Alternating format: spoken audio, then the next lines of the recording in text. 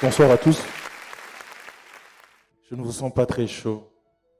Je pense que chacun de nous s'est déplacé pour tirer quelque chose de ce qui va se dire ici. Et moi, je m'attendais à un peu plus d'enthousiasme. Bonsoir. Un peu plus fort. Bonsoir. Tout d'abord, je tiens à vous remercier. Musique, s'il vous plaît. Je tiens à vous remercier parce que vous êtes tous des survivants. Vous êtes des survivants parce que si vous vous êtes déplacés jusqu'ici, c'est parce que vous avez voulu tenir d'autres challenges. Ici, je ne suis pas venu vous motiver. Je ne suis pas un motivateur. Je ne saurais jamais mieux le faire que Jeune Kandolo qui est assis là. Si je suis venu, c'est pour partager ma vie avec vous, partager mon expérience. Qu'est-ce qu'est l'expérience? L'expérience est l'ensemble d'échecs, de défaites, de déceptions que nous avons connues dans notre parcours et qui nous ont rendus sages et qui nous ont permis de recadrer notre trajectoire. Ainsi, quelqu'un de sage ne voudrait jamais que celui qui est derrière lui passe par le chemin rocailleux par lequel il est passé. Quand on a fait appel à moi pour participer à cette conférence, la première chose qui m'a tiqué, c'est le gros mot qu'il y avait sur la fiche. Est-ce que quelqu'un peut me lire ce mot, s'il vous plaît? Un peu plus fort, s'il vous plaît. Qu'est-ce que le mindset? Monsieur, s'il vous plaît, vous pouvez venir.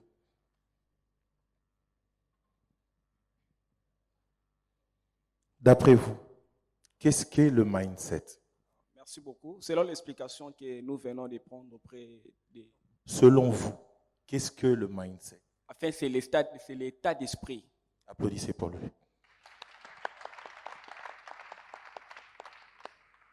L'état d'esprit est l'identité particulière de chaque être humain. L'état d'esprit est cette armure et en même temps ce bouclier et cette épée qui nous permet de pouvoir batailler dans l'arène de la vie. Chacun de nous, dans ce monde, a ce qu'on appelle une essence. L'essence, c'est la raison d'exister de chaque être ou de chaque chose. Ce que je tiens là est un micro. Son essence, c'est de pouvoir me permettre de porter la voix afin que je sois entendu de tous. Mais je peux m'en servir comme arme et le balancer à notre MC qui se trouve là. Là, en le faisant, je fais perdre à ce micro son essence. Parce que même son créateur ne l'a pas créé dans le but d'en faire une arme. Je vous donne un autre exemple. Chacun de nous a un portable. Et aujourd'hui, nous sommes tous axés sur Internet. Nous écoutons de la musique, nous allons sur YouTube pour visualiser des vidéos. Nous allons sur Google pour faire nos recherches. Mais l'essence du téléphone, c'est avant tout d'effectuer des appels. Si un fabricant de téléphone s'apercevait que le téléphone qu'il vient de fabriquer pouvait exécuter toutes ses applications, sauf passer les appels, il le mettrait de côté. Ce qui veut dire que la plupart d'entre nous sont passés à côté de toutes les opportunités qui leur ont été présentées, tout simplement parce qu'ils ne connaissaient pas leur essence. Et cette essence, ça se forme à partir de notre état d'esprit. La première chose, quand on veut établir son état d'esprit, c'est savoir qui on est. Son identité. Le connaître, mais surtout l'assumer. Monsieur, vous pouvez venir s'il vous plaît? Vous là. Oui, vous.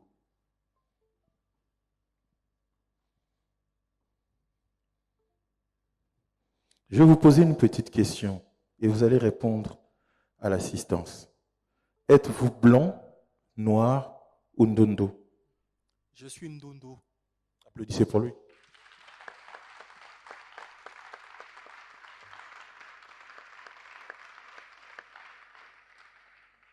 Le fait de savoir qu'il est ndundu et de l'assumer avec fierté lui permet de se préparer psychologiquement à affronter le monde hostiles dans lesquels nous nous trouvons. Parce qu'il ne faudrait pas se le voiler, le monde dans lequel nous vivons donne très peu de chance à ceux qui sont différents. Et c'est pour ça que vous devez vous mettre en tête que chacun de nous est différent. La différence ne se situe pas au niveau de la couleur de peau ou au niveau de notre façon de nous habiller, de notre taille. La première différence, c'est dans notre état d'esprit. Quand vous voulez accomplir votre destinée, sachez que tout le monde ne sera pas d'accord avec votre état d'esprit. Et quand vous assumez votre état d'esprit, vous serez prêt à toute éventualité. Je vous ai dit que je ne suis pas venu vous motiver, je suis venu partager mon expérience.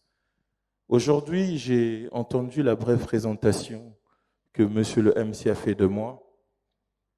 Et beaucoup, peut-être pour ceux qui ne me connaissent pas, se demandent comment un albinos, un Ndundu, a pu faire autant de choses.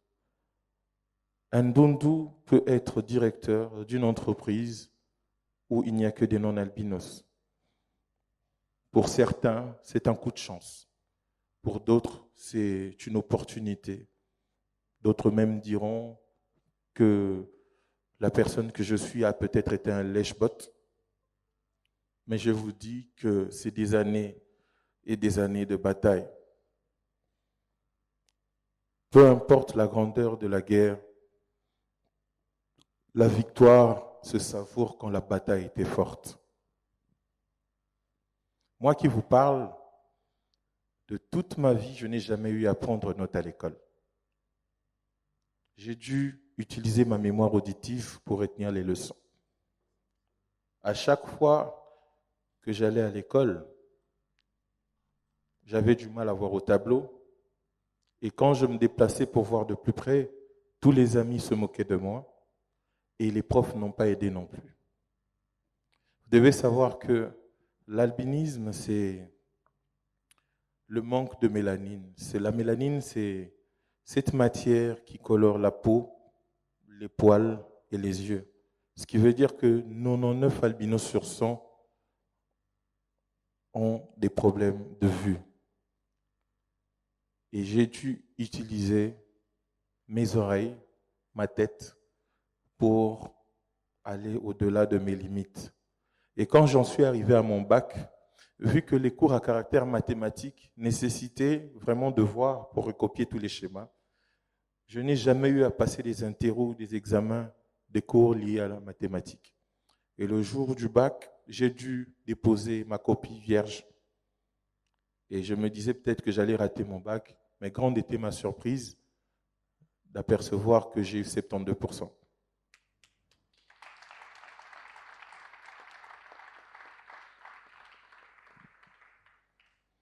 La première fois que j'ai eu à chercher un emploi,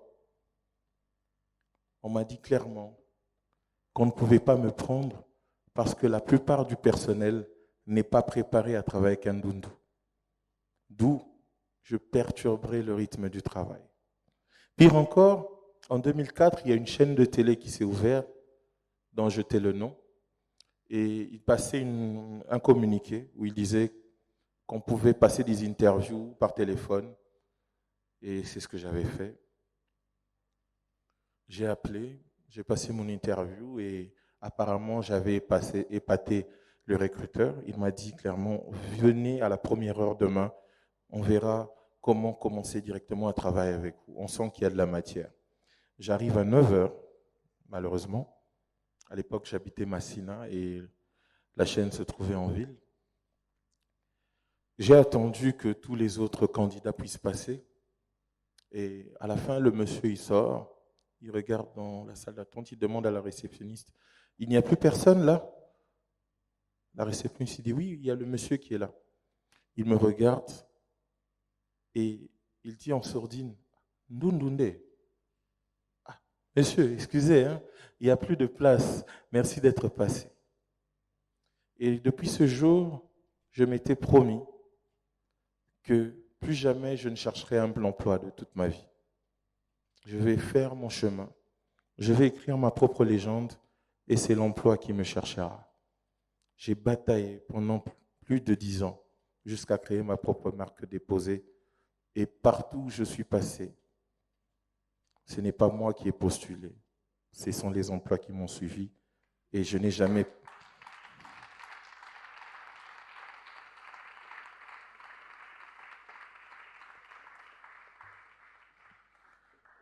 Tout ça parce que j'étais préparé à l'hostilité du monde et j'ai militarisé mon esprit.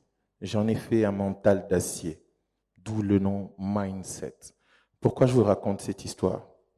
Chacun de nous a un bel avenir devant lui. Pardon, a une belle destinée devant lui. La plus grande différence qu'il y a entre l'avenir et la destinée est une, comme le mot le dit, est une destination.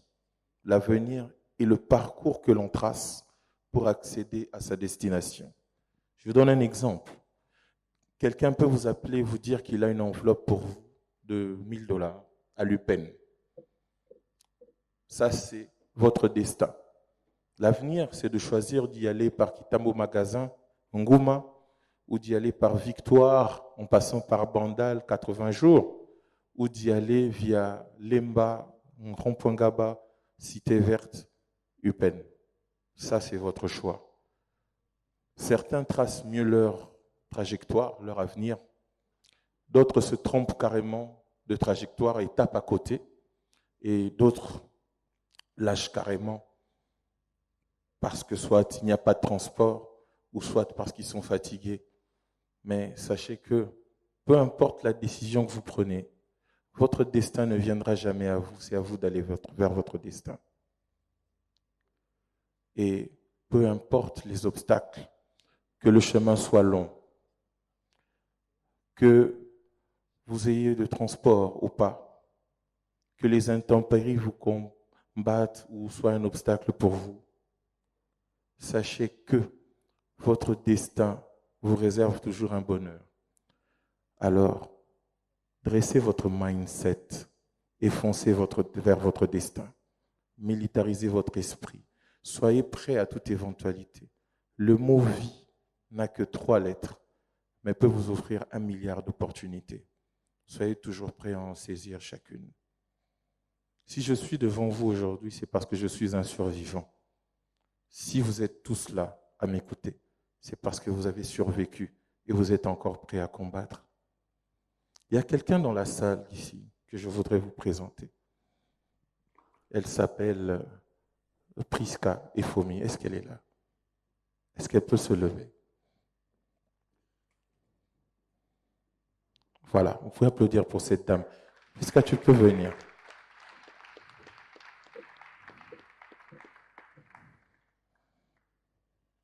S'il te plaît. La dame que vous voyez en train d'avancer, regardez comment elle est belle. Regardez quelle belle femme elle est. Mais comme vous le remarquez, elle n'a qu'une jambe. Et pourtant, elle figure sur beaucoup de grands magazines et elle fait parler d'elle. Tout simplement parce qu'elle a assumé ce qu'elle est. Et elle a voulu en faire quelque chose de beau, de grand. Parce que le bonheur, ça se fabrique, ça ne s'achète pas et ça ne s'offre pas. S'il vous plaît, applaudissez pour elle.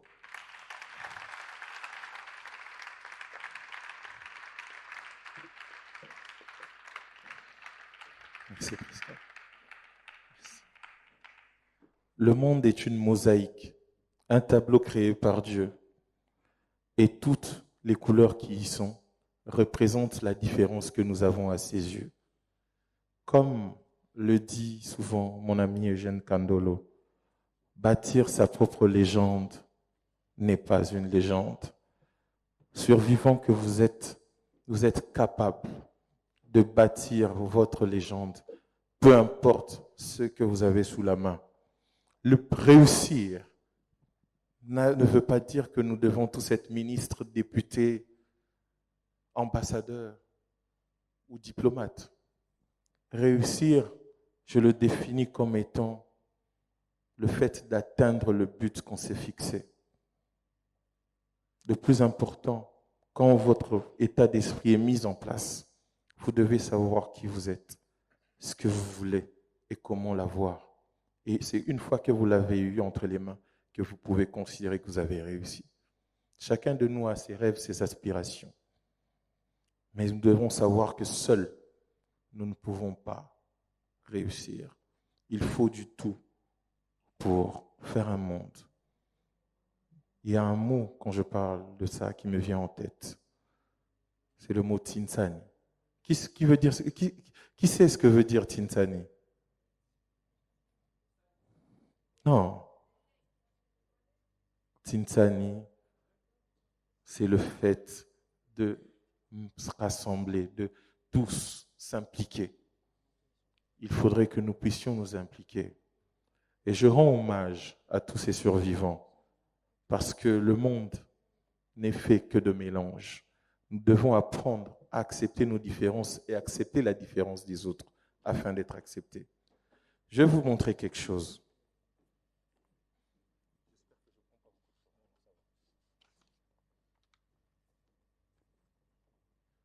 Monsieur, s'il vous plaît.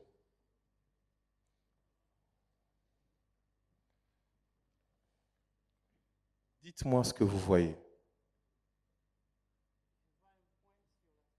Ah. Monsieur a dit quoi? Il a vu un point. À votre tour, qu'est-ce que vous voyez? Vous tous, c'est tout ce que vous voyez. Ah. Erreur de jugement. Moi, ce que je vois, c'est une feuille blanche tachée d'un point noir.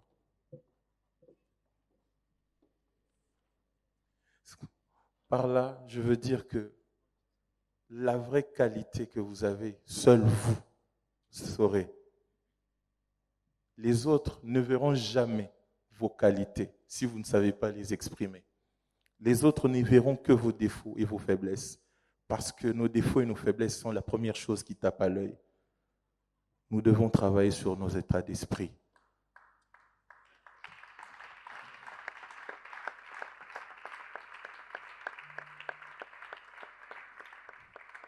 Et pour finir, je vous ai dit tantôt que je ne suis pas venu vous motiver, mais je suis venu partager mon expérience parce que ce que je veux vous dire tout de suite, c'est ne soyons pas des motivateurs, soyons des motivés.